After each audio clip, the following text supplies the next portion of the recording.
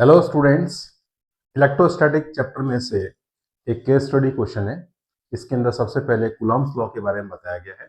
Coulomb's law states that electrostatic force of attraction और repulsion acting between two stationary point charges ये given by F equals to 1/4 pi epsilon naught Q1 Q2 upon R square. और दोनों charges हमारे को यहाँ पर mention कर दिया, Q1 Q2 को, और फोर्स 1 2 एंड 2 1 दोनों के बारे में बता दिया। Where F denotes the force between two charges Q1 and Q2 separated by distance R in free space। Epsilon naught क्या होता है? कांस्टेंट है, known as permittivity of free space. पूरा ढंग से एक्सप्लेन करके बताया है। Free space is a vacuum and may be taken to be air practically. If free space is replaced by a medium, then epsilon naught is replaced by epsilon naught k or epsilon naught epsilon r। ये हमारे पास में where k is known as dielectric constant और relative permittivity, जो कि अपन simply Coulomb's law के बारे में अच्छी तरह से जानते हैं, वही इसमें एक्सप्लेन किया। जो उसने पहली बार पढ़ा उसको भी पूरा क्लियर समझ में आ जाना चाहिए। 2 पॉइंट चार्जेस है, स्टेशनरी है, और दोनों के बीच में फोर्स हमारे पास रिपल्सिव हो सकता है, अट्रैक्टिव हो सकता है। रिपल्सिव कब होता है? दोनों जब चार्ज लाइक चार्जेस हो, यानी दोनों पॉजिटिव या दोनों नेगेटिव हो। और फोर्स ऑफ अट्रैक्शन कब होगा? जब हमारे पास में दोनों ऑपोजिट, यानी कि एक पॉजिटिव दूसरा नेगेटिव, या इधर वाला नेगेटिव पॉजिटिव और इधर वाला नेगेटिव, दोनों ऑपोजिट हो, तब हमारे पास फोर्स ऑफ अट्रैक्शन लगता है। अदरवाइज फोर्स ऑफ रिपल्सन कब लगेगा? दोनों लाइक चार्जेस हो। अब इसके बारे में जो कुछ क्वेश्चंस हैं वो किस तरह के हैं, देखो। फर्स्ट क्वेश्चन इसमें पूछा है, in Coulomb's law F equals to K Q1 Q2 upon R square. यहाँ पर K किसको रिप्रेजेंट करता है? ध्यान से देखें, यहाँ पर K होगा K is equals to 1/4 pi epsilon naught, और इसकी वैल्यू कितनी होती है? 9 इंटू 10 की पावर 9। कॉन्स्टेंट अपन याद रखेंगे। यूनिट अगर लिखना चाहो तो कितना हो जाएगा? ये हमारे पास K हो गया ना, तो ये हो जाएगा newton metre square upon coulomb square. ठीक है ना, यूनिट भी अच्छी तरह से याद रखेंगे। अब इस पूछना क्या चाह रहा है कि ये कूलॉम्स लॉ का जो फोर्स है, then on which of the following factors does the proportionality constant K depends on. K किसके ऊपर डिपेंड करेगा? Nature of the medium between the two charges. Yes, मेरे को ये सही लग रहा है। अगला भी देखते हैं क्यों गलत है, या ज्यादा भी सही हो सकते हैं। देखते हैं क्या है। डिस्टेंस बिटवीन टू चार्जेस, ये के किसके ऊपर डिपेंड कर रहा है? भाई के तो कांस्टेंट है ना, तो ये टू चार्जेस के ऊपर ये वाली कहानी सेटल नहीं हो रही है। और magnitude of the two charges ये भी सेटल नहीं हो रही है।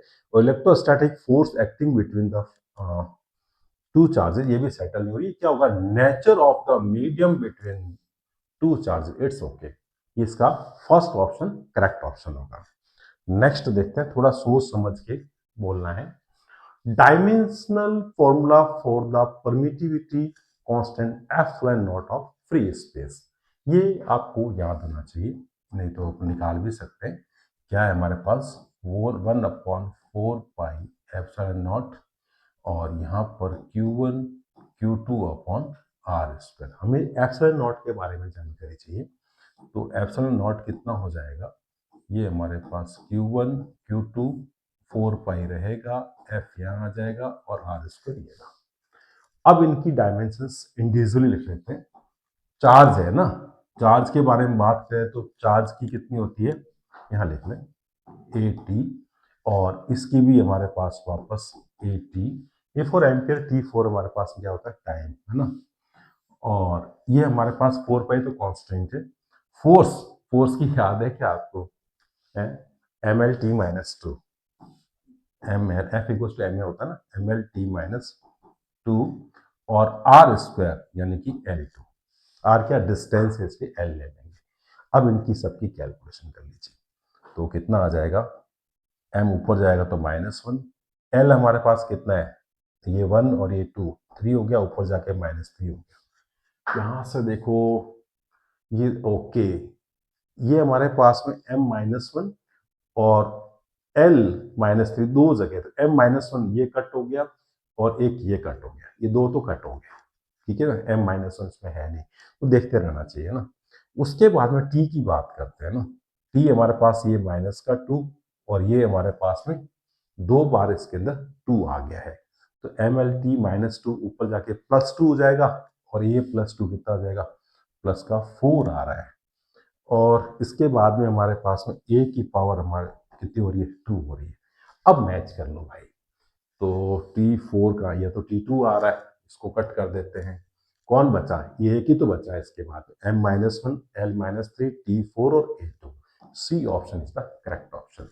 समझ में आ गया होगा आपको, पूरी निकालनी अच्छी तरह से हमारे को, डायमेंशन तो आती ही है ना, ये तो आ ही जाती है, तो अपन 11th क्लास में इसको कर लेते हैं। नेक्स्ट की बात करें अगर, the force of repulsion between two charges of 1 coulomb each, यानी कि Q1 की वैल्यू 1 कूलम और Q2 की वैल्यू भी 1 कूलम, केप्ट 1 मीटर अपार्ट, यानी कि जो डिस्टेंस डी या ले लो या आर ले लो, जो भी आप लेना चाहो, ये 1 मीटर हो गया, करेक्ट।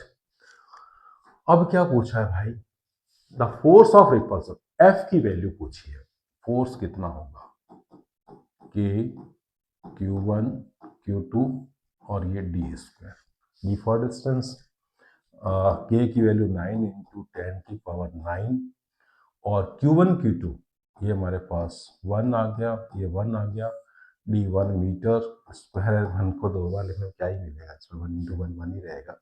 फाइनली 9 इंटू 10 की पावर 9 और ये न्यूटन आ गया, फोर्स है तो न्यूटन। देखिए कौन सा ऑप्शन है, ये 7 है, इसलिए रॉन्ग हो गया, ये करेक्ट ऑप्शन हो गया, ए option is the correct option. Next देखते हैं इसके अंदर, two identical charges repel each other. देखो भाई, आइडेंटिकल चार्जेस है, यानी कि दोनों ही हमारे पास में क्यों ले सकते हैं, रिपेल ईच अदर यानी कि नेचर भी उनका सेम है, with the force equal to, okay, यहां देखो फोर्स जो दे रखा है ना, वो दे रखा है 10 मिलीग्राम, यानी कि 10 की पावर -3 लगा दो, मिलीग्राम यानी किलोग्राम में चेंज करना होता है, वेट, वेट है तो उसको न्यूटन में चेंज करने के लिए जी की वैल्यू कितनी दे रखी है इसमें, जी 10 दे रखा है, तो यहाँ पर इंटू 10, अब ये न्यूटन में बदल गया, ठीक है।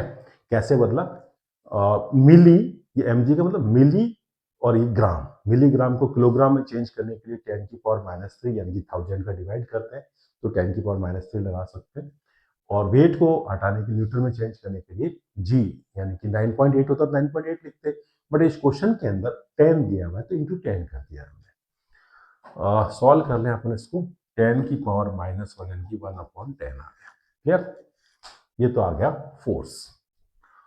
अब दे आर 0.6 मीटर अपार्ट, ये मीटर में ही है, कोई प्रॉब्लम नहीं, जो डी की वैल्यू दे रखी है वो 0.6 मीटर है, good. Then value of each charge is, okay, यानी Q1 को अपन Q कह दीजिए और Q2 को भी Q कह दीजिए, दोनों को Q कहने का क्या लॉजिक है, आइडेंटिकल बोला है ना, यानी दोनों क्या है, एक जैसे हैं, दोनों सेम है।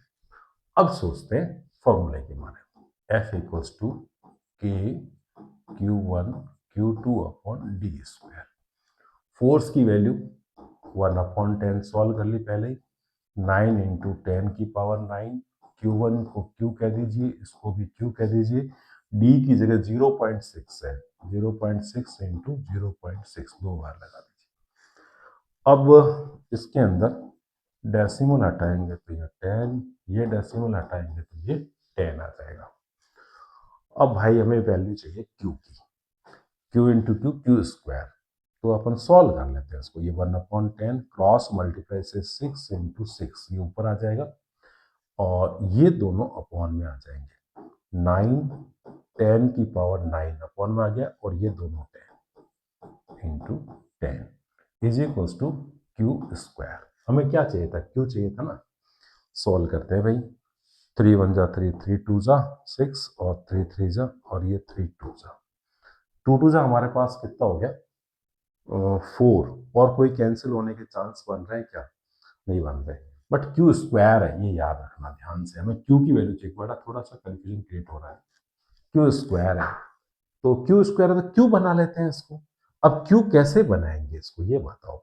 स्क्वायर रूट ले लेते हैं। स्क्वायर रूट में क्या होता है, 2 × 2 है 4, 4 का स्क्वायर रूट कितना हो जाएगा 2 हो जाएगा। और इसके बाद में ये कितने जीरो है देखो, 3 और इधर 10⁻9, तो 10 कितनी हो गई 12 हो गई। तो अपॉन में है तो स्क्वायर रूट करेंगे तो 12 का आधा कितना हो गया 6।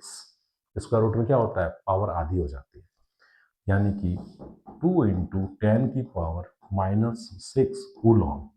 अब 10⁻⁻6 को अपन क्या बोलते हैं माइक्रो कूलॉम हो गया ये, तो 2 और ये माइक्रो कूलॉम कहीं पर अटक रहा है। यस, ये हमारे पास A option is the correct option, 2 micro coulomb. 10⁻⁻6 है ना, इस वजह से। अच्छा क्वेश्चन था, बस इसके अंदर ये ध्यान रखना है गिवन क्या है, फाइंड क्या करना है। इजी फॉर्मूले बेस्ड केस स्टडी है, बट थोड़ा सा दिमाग को शार्प रखना है। चलते हैं नेक्स्ट के ऊपर। Coulomb's law for the force between electric charges, ठीक है समझ में आ गया, इसी के लिए है। मोस्टली क्लोज रीअसेंबल्स विद किसके है भाई, देखो इसके लिए फोर्स क्या होता है के Q1 Q2 अपॉन डी है, तो डी ले लो, आर है तो आर, जो आपकी इच्छा है वो ले लीजिए। तो किसके वेरी क्लोज है, resembles with law of conservation of charge, law of conservation of energy, Newton's law of gravitation या सेकेंड लॉ। तो ये तीनों तो बैठ नहीं रहे, इसके बारे में सोच सकते हैं। ये भी फोर्स के लिए होता है, जी M1 M2 और ये डी स्क्वायर।